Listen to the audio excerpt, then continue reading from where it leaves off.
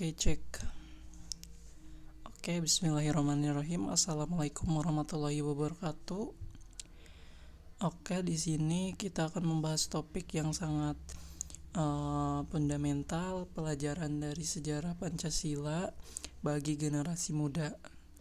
Kita akan bersama-sama menelusuri jejak sejarah pembentukan dasar negara kita seperti yang disajikan berikut. Oke, fondasi bangsa. Mengapa Pancasila begitu penting?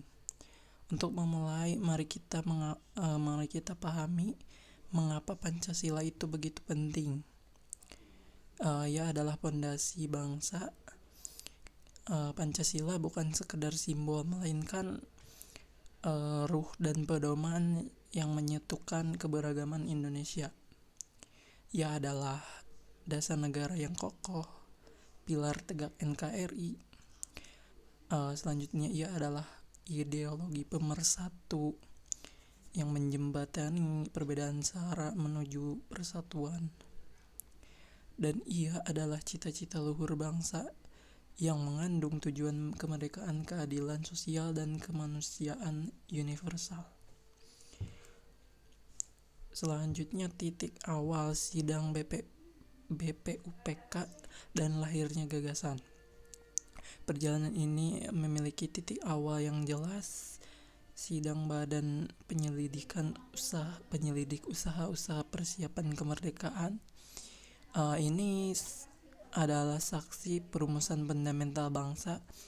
Kuncinya pada pembentukan BPUPK pada 29 April 1945, lalu momentum 1 Juni 1945 saat pidato Soekarno mengemukakan 5 dasar yang kemudian dinamakan Pancasila.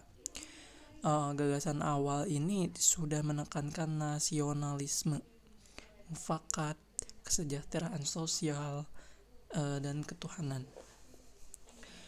Oke, slide selanjutnya, jalan kompromi peran Piagam Jakarta 22 Juni 1945. Prosesnya tidak instan, ada jalan kompromi yang harus ditempuh, salah satunya melalui Piagam Jakarta pada 22 Juni 1945. Ini adalah hasil kerja panitia 9 untuk menjembatani perbedaan pandangan antar golongan. Piagam Jakarta ini berisi 5 sila yang hampir final ya, termasuk klausul 7 kata yang kita tahu kemudian menjadi pusat diskusi. Meskipun kontroversial, dokumen ini menjadi bukti sejarah kompromi dan semangat musyawarah para pemimpin kita. Oke. Selanjutnya, klimaks sejarah.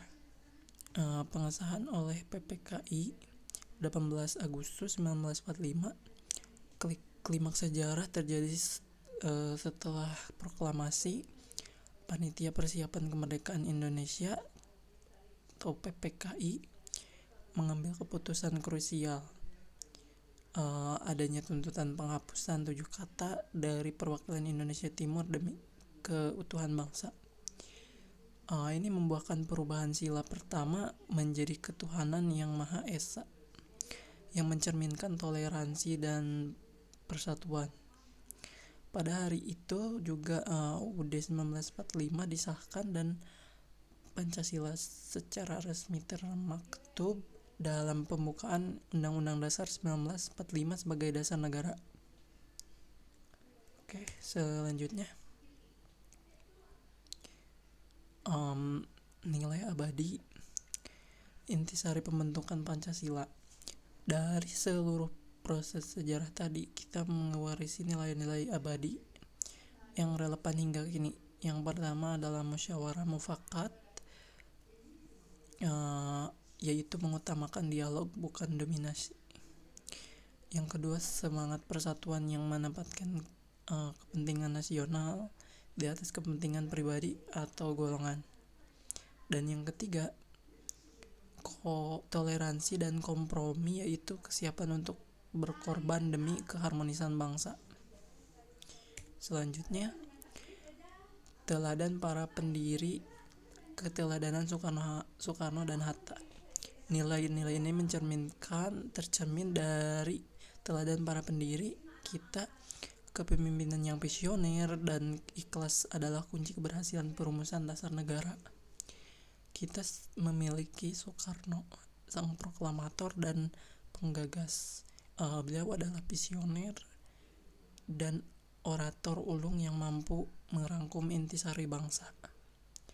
Kita juga belajar dari Muhammad Hatta, seorang negosiator ulung.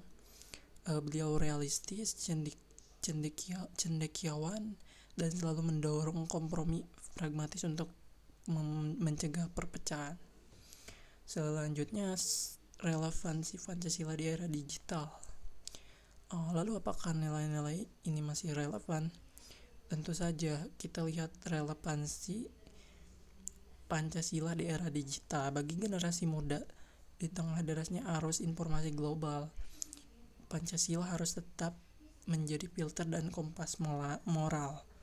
Seperti kutipan di slide keempat yang mengajarkan kita untuk kritis terhadap informasi, dan sila kedua menuntun kita untuk menjunjung tinggi etika dalam bermedia sosial.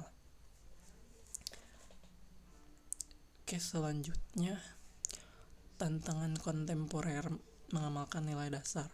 Karena relevansinya kita menghadapi tantangan kontemporer dalam mengamalkan generasi muda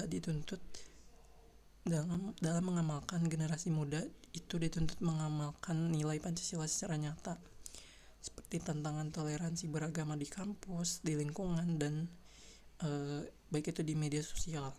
Tantangan demokrasi dan kritik konstruktif, di mana kita harus aktif berpartisipasi tanpa menyebarkan ujaran kebencian, serta tantangan keadilan sosial, yaitu kepekaan kita terhadap kesenjangan dan kemauan untuk bergotong royong.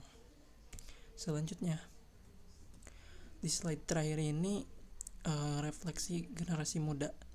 Ini semua membawa kita pada refleksi generasi muda. Pancasila diwariskan melalui perjuangan, kompromi, dan pengorbanan. Tugas kita adalah menjaga agar tetap relevan dan menyala. Kita harus menjadi generasi yang memahami akar sejarah bangsa. Jadilah penjaga api sejarah. Kita amalkan musyawarah, junjung persatuan, dan pertahanan toleransi. Demikian presentasi singkat ini. Terima kasih. Wassalamualaikum warahmatullahi wabarakatuh.